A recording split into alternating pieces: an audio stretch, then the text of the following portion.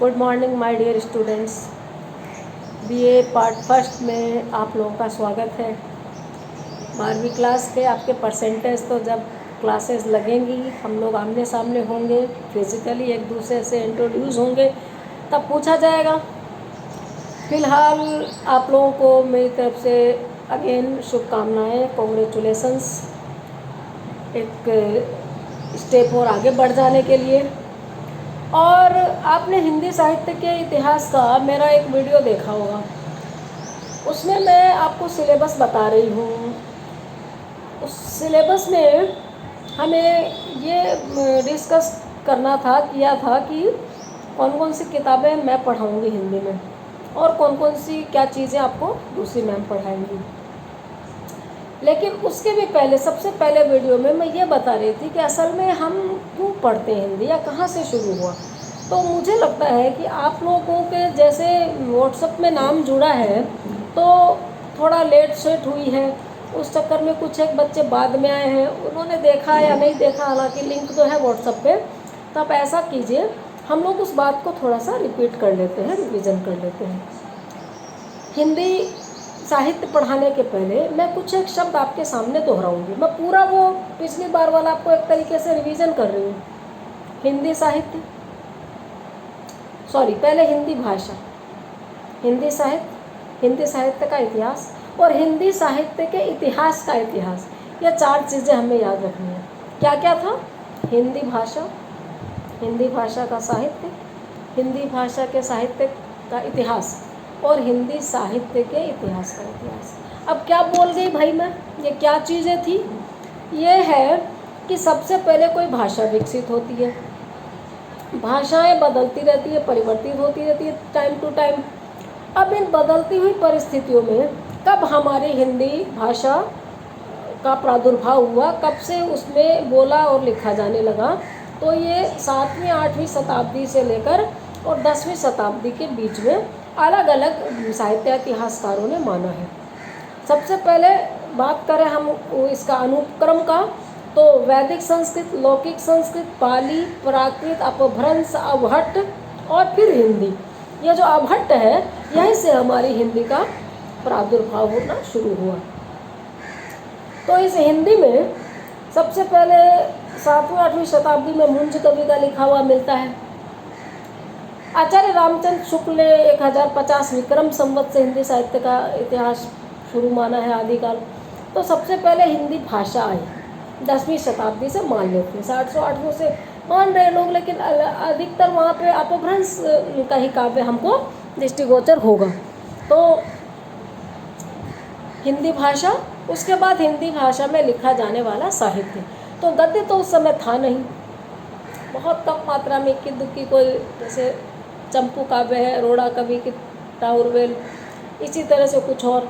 लेकिन पद्य का समुचित विकास, सुदीर्घ विकास जो शुरू हुआ वो 1050 विक्रम में या 993 ईस्वी से, उसको ईस्वी सन में मान लीजिए। विक्रम संवत क्या है और ईस्वी सन क्या है? विक्रम संवत में से 57 साल आप माइनस कर दीजिए तो ईस्वी सन बन जाएगा। यानी 1050 से 1375 विक्रम संवत तक अगर उन्होंने भक्ति काल माना है, तो 1050 का मतलब 993 ईस्वी। तो ये हो गया हिंदी साहित्य के लेखन की शुरुआत। अब हिंदी साहित्य का इतिहास, हिंदी साहित्य का इतिहास ये है कि कितने कालों में हिंदी साहित्य के इतिहास को बांटा गया, अब तक कितने युग आ गए, अब तक कितनी कृतियाँ आ गई, कौन सी कृतियाँ किस चीज़ को बखान करती है, किस राजा के काल में क्या लिखा गया, उसकी सामाजिक, सांस्कृतिक, राजनीतिक परिस्थितियों का चित्रण, उस समय की वैशिष्ट के बारे में बातें, कलागत और भावगत विशेषताएँ ये आती हैं। अब हिंदी साहित्य के इतिहास का इतिहास क्या है? ये जो हिंदी साहित्य का इतिहास लिखा गया, ये सबसे पहले किसने लिखा, उसमें क्या कमियां थी, उसमें क्या अच्छी बात थी, फिर हिंदी साहित्य का दूसरा इतिहास किसने लिखा, तीसरा इतिहास किसने लिखा, ये कमियां कैसे दूर हुई और आगे क्या संभावनाएं बनी, आज हिंदी साहित्य के इतिहास लेखन की परंपरा कहाँ तक पहुँची है, इनमें कितने परिवर्तन हो गए हैं, वैज्ञानिकता कितनी आ गई, तात्विक दृष्टिकोण से इस लेखन में कितना बदलाव आया है, ये हिंदी साहित्य के इतिहास का इतिहास है। तो हिंदी भाषा 1050 विक्रम संवत से यानी 900 ईस्वी से फिर हिंदी साहित्य में लिखा जाने लगा, हिंदी भाषा में साहित्य लिखा जाने लगा। फिर हिंदी भाषा में जब साहित्य लिखा जाने लगा तो उसका इतिहास भी ज़रूरत महसूस की गई तो लिखा जाने लगा। उसके बाद जब हिंदी साहित्य का इतिहास लिखा जाने लगा तो उस इतिहास की ज़रूरत हुई। तो आज हमने ये समझा। पहले आप कंफ्यूज नहीं होइएगा, वीडियो को रिपीट करेंगे तो आप समझ जाएंगे कि मैं कहना क्या चाह रही हूँ। अब बात आती है कि हिंदी साहित्य का सबसे पहला इतिहास किसने लिखा। तो हिंदी साहित्य का सबसे पहला इतिहास ग्रंथ किसी हिंदुस्तानी ने या हिंदी भाषा के विद्वान ने नहीं लिखा। हिंदी साहित्य का पहला इतिहास ग्रंथ फ्रेंच विद्वान गार्सा द तासी ने फ्रेंच भाषा में लिखा, जिसका नाम है इस्तवार द ला एंदुई ए हिंदुस्तानी। आपको अटपटा लग रहा होगा, लेकिन जब आप दोबारा तिबारा सुनेंगे तो आप खुद मेरी तरह बोलने लग जाएंगे। इस्तवार द ला एंदुई ए हिंदुस्तानी। इस्तवार यानी लिटरेचर, द ला एंदुई, एंदुई यानी हिंदवी, हिंदुस्तानी हिंदुस्तान की, हिंदुस्तान के इतिहास का, हिंदवी भाषा के इतिहास का चित्रण इसमें। देखिए, पहले इतिहास लेखन का श्रेय तो उनको मिलेगा। 1839 में लिखा था उन्होंने, 1839 ईस्वी में। लेकिन एक बात आपको पता होगी कि जब कोई चीज़ पहली बार लिखी जाती है तो उसमें त्रुटियां होती हैं। धीरे धीरे उन कमियों को हम दूर करते हैं। आप पहली बार चाय बनाते हैं, छोटा बच्चा पहली बार खेलना सीखता है, मैं पहली बार कोई चीज़ करूँ, हम कुछ भी करें, हम उतना अच्छा नहीं कर सकते। लेकिन धीरे धीरे, चाहे हम कपड़ा धो रहे हो, चाहे हम कोई पेंटिंग बना रहे हो, हम में निखार आता जाता है धीरे धीरे। कोई बच्चा होता है, पहली बार वो बोलता भी नहीं है, बैठना भी नहीं आता, लेकिन वही बच्चा एक दिन बहुत बड़ा व्याख्याता बन सकता है, वक्ता बन सकता है, नेता बन सकता है, वकील बन सकता है, कुछ भी बन सकता है। लेकिन सबसे पहले ज़रूरी है जन्म लेना, और उसके बाद ज़रूरी है उसमें तब्दीलियाँ, सकारात्मक परिवर्तन, बदलाव, विकास, प्रोग्रेस। तो यही यहाँ पर हम लोग पढ़ेंगे, समझेंगे इस चीज़ को। इतिहास हर चीज़ का होता है, तो हिंदी साहित्य का भी है। छोटी सी टेबल का, मेज का, कुर्सी का इतिहास है कि अभी तुरंत आसमान से तो कोई चीज़ टपकी नहीं होती है। कुर्सी भी है तो पहले लकड़ी होती है, लकड़ी पेड़ का तना होती है, उसको काटा जाता है, उसको घिसा जाता है, प्लेन किया जाता है, फिर उसमें लोहे के पाए जोड़ के, कील ठोक के हमारे सामने प्रस्तुत कर दिया जाता है, लो भाई कुर्सी है। जब छोटी सी कुर्सी का जब इतिहास है तो लिटरेचर तो बहुत बड़ी चीज़ है, उसका भी इतिहास होना है। तो गार्सा द तासी ने वो प्रथम प्रयास किया इस्तवार द ला एंदुई हिंदुस्तानी में। उसके बाद में दूसरा इतिहास ग्रंथ लिखा 1883 में शिव सिंह सेंगर ने, शिव सिंह सरोज। ये हिंदी में रचित हिंदी साहित्य का पहला इतिहास ग्रंथ है। 2 क्वेश्चन बने ऑब्जेक्टिव के। हिंदी साहित्य का प्रथम इतिहास ग्रंथ वो है गार्सा द तासी का इस्तवार द ला एंदुई हिंदुस्तानी, और हिंदी साहित्य का हिंदी भाषा में रचित पहला इतिहास ग्रंथ है शिव सिंह सेंगर का, शिव सिंह सरोज, 1883 में।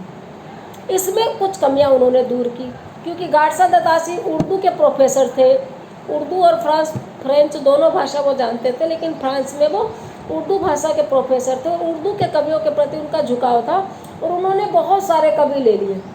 और कालक्रम की पद्धति भी वैज्ञानिक नहीं थी, वो उन्होंने कैसे ले ली, अंग्रेजी वर्णानुक्रम के अनुसार, जो कि अवैज्ञानिक मानी जाती है। और दूसरा प्रयास किया शिव सिंह सेंगर ने। कुछ कमियां शिव सिंह सेंगर ने दूर की अपनी किताब में। इन्होंने कवियों को छांट दिया, 1000 कवि लिए और हिंदी के लिए। अब थोड़ी कमी दूर हुई। तीसरे आए जॉर्ज ग्रियर्सन। जॉर्ज ग्रियर्सन ने 1888 में अंग्रेजी में लिखा the modern vernacular literature of Hindustan. अब इसमें कुछ और कमियां दूर हुई। इन्होंने एक नया प्रयास किया, इन्होंने काल विभाजन का प्रयास किया। अब देखिए, जब कोई चीज़ पहली बार शुरू करते हैं तो कमियां होती है, तो इनके काल विभाजन में कमियां रह गई। कहीं पर इन्होंने वर्णानुक्रम पद्धति ले ली, कहीं पर इन्होंने ईस्वी सन ले लिया, कहीं पर इन्होंने राज व्यवस्था के हिसाब से ले लिया, कहीं पर इन्होंने जो काव्य प्रवृत्ति उसके आधार पर नामकरण कर दिया, और इतने सारे नाम रख दिए वो अध्याय की तरह लगते हैं। लेकिन पहले कालक्रम का, काल विभाजन का श्रेय इनको हम देंगे। और एक क्वेश्चन और इसका बनता है कि इंग्लिश में रचित सबसे पहला हिंदी साहित्य का इतिहास ग्रंथ, तो वो गार्सा द तासी का the modern vernacular literature of Hindustan. उसके बाद आया मिश्र बंधुओं का हिंदी साहित्य का इतिहास, सबसे बृहत में माना जाता है, 4 भागों में प्रकाशित हुआ। 2 भाग 1913 ईस्वी में आए मिश्र बंधु विनोद, और 2 भाग 1934 ईस्वी में आए। इन्होंने भी अपने पूर्वालंकित, उत्तरालंकित, इस तरह से दो दो भागों में बांटा, परिवर्तन काल बीच में रखा, ज्ञात काल रखा। तो त्रुटियां थी, कमियां थी। और देखिए कोई चीज़ रचित होती है, बनती है, तो त्रुटियां होती है। मैं अक्सर वो एक एग्जाम्पल दिया करती हूँ टेलीफोन के आविष्कार का। जब ग्राहम बेल ने टेलीफोन का आविष्कार किया तो वो एक भद्दा सा बड़ा सा आकार का डब्बा था। फिर उसमें और परिवर्तन हुए, फिर वो इस तरह घुमाने वाला, डायल करने वाला बना। बाद में देखिए 20वीं 21वीं शताब्दी में वो कॉर्डलेस फ़ोन आए, लंबे लंबे, उसमें घर भर में रेंज पकड़ लेगी। और अब मोबाइल फ़ोन है, 1 SIM 2 SIM, multi SIM, memory card, ये वो क्या नहीं है उसमें। घर में लाइट चलेगी तब भी मेमोरी कार्ड, हमको फ़ोन चाहिए क्योंकि टॉर्च है। हमारा मन नहीं लग रहा, हमें बच्चे को दूसरे जगह देखना हॉस्टल में, तो हम कैमरे से बात कर लेंगे, वो भी मोबाइल में है। हमें गाने सुनने, वो भी मोबाइल में, फिल्म देखने, वो भी मोबाइल में। तो अगर हम ये देखें कि ग्राहम बेल ने आविष्कार किया वो बहुत गंदा था, तो जब उन्होंने आविष्कार किया ही नहीं होता तो आज हम इस विकसित अवस्था तक नहीं पहुँचते।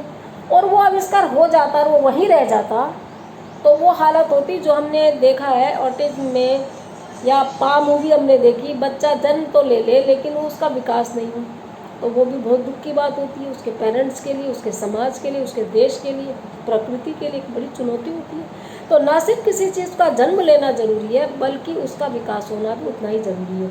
तो हिंदी साहित्य के इतिहास लेखन में गाडसा दत्तासी के इतिहास में कमियां बहुत है, लेकिन उन्होंने प्रारंभ कर दिया, सूत्रपात कर दिया, प्रवर्तन कर दिया, ये श्रेय उनको देंगे हजार कमियों के बावजूद। और धीरे धीरे धीरे धीरे वो कमियां दूर होती चलेंगी। अब बात आती है वो कौन सा ग्रंथ है जिसके आधार पर हम पढ़ रहे हैं। हमारे प्रतियोगी परीक्षाओं में सबसे अधिक प्रश्न किस इतिहास ग्रंथ से आते हैं, तो वो जवाब है हिंदी साहित्य का इतिहास। हाँ जी हाँ, बिल्कुल, हमारे विषय का भी नाम है और उस ग्रंथ का भी नाम है। उस ग्रंथ का नाम है हिंदी साहित्य का इतिहास। आचार्य रामचंद्र शुक्ल उसके लेखक हैं। 1929 ईस्वी में वो प्रकाशित हुआ। हिंदी साहित्य के इतिहास को सबसे सरल रूप में उन्होंने बांटा है। हालांकि कमियां इसमें भी है। आज 2020 में और 1929 में 90 सालों का अंतर आ जाता है। उन्होंने खुद ने कहा था, शुक्ल जी ने, कि मेरे पास उपलब्ध सामग्रियों के आधार पर मैं जितना कुछ भी लिख बोल सकता हूँ वो इसमें मैं दे रहा हूँ, अपनी तरफ से कोशिश कर रहा हूँ। आगे आने वाली पीढ़ियाँ इसमें संशोधन करती रहेंगी। उन पर मेरी तरफ से भी कई आक्षेप हैं। ब्राह्मणवादी दृष्टिकोण था, वो उनका वर्णवादी दृष्टिकोण था, लेकिन बावजूद इन कमियों के हम अभी अगर विशुद्ध रूप से हिंदी साहित्य के इतिहास लेखन की बात करें तो उन्होंने सबसे सरल रूप में बांटा। और वो सरल रूप चाहे विवादास्पद हो, लेकिन प्रतियोगी परीक्षाओं में आज तक पैटर्न बना हुआ है, 5 से 7 प्रश्न उनकी किताब से आ जाते हैं। तो अब वो क्या काल विभाजन है, उन्होंने 4 भागों में बांटा और चारों कालों का 2-2 नामकरण किया। सबसे पहले आदिकाल, आदिकाल अथवा वीरगाथा काल, 1050 विक्रम संवत से 1375 विक्रम संवत। दूसरा उनका था पूर्व मध्यकाल अथवा भक्ति काल। मध्यकाल को 2 भागों में बांट दिया, 1375 विक्रम संवत से 1700 तक।